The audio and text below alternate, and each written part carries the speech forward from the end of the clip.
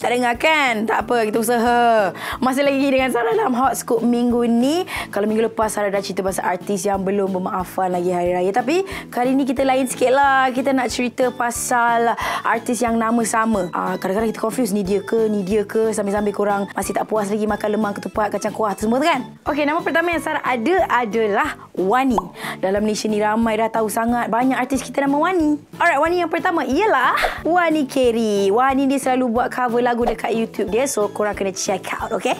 Wani yang kedua, Sarah ada Wani Music. Kalau korang nak tahu, Sarah pun pernah terconfuse antara dua orang ni. Sarah pergi panggil Wani Carey, Wani Music, mampu ke tidak? Dan kalau korang nak tahu, bulan puasa itu sepanjang bulan Ramadan, Wani Music ni tolong ibu bapa dia buka gerai, jualan sepanjang bazar Ramadan.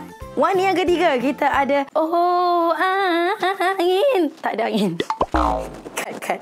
Gadis Ayu, Wani Hasrita. Dalam pada-pada dia oh angin, masuk angin aku ni. Dia juga adalah seorang bakal doktor. Calon menantu sangat.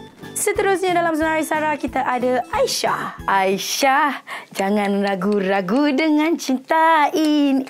Kau pun tak sama lah. Bukan Aisyah lagu Projector Band, tapi Aisyah Aziz. Adik kepada Alif Aziz ni kata dia susah nak cari pasangan sebab dia tu tinggi lampai sangat, tak tercapai di akal.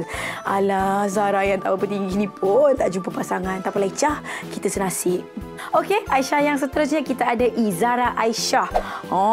Montok, molek, cantik. Tapi dengan cerita Zara Aisyah ni tak lama lagi nak menamatkan zaman bujang dia. Merasalah dapat jadi menantu Tok T. Sarah pun melepas segala-galanya anak tu, Datuk K tu. Nama yang terakhir Sarah ada hari ni, kita ada Siti. 1 darab 1, 1, 2 darab 2, 2. Ya, bukan Siti Sife, tapi kita ada Datuk Siti Nurhaliza. Tok T ni ada 3.6 million followers dekat Instagram dia, tapi tak buat IG review. Sarah yang buat, so PM tepi kalau nak buat IG review, okey? Okey, seterusnya kita ada Siti Nordiana.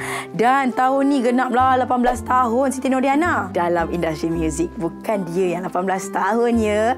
Walaupun dah 18 tahun dalam industri, tetap digilai ramai, tetap payment tinggi dan lagi laku.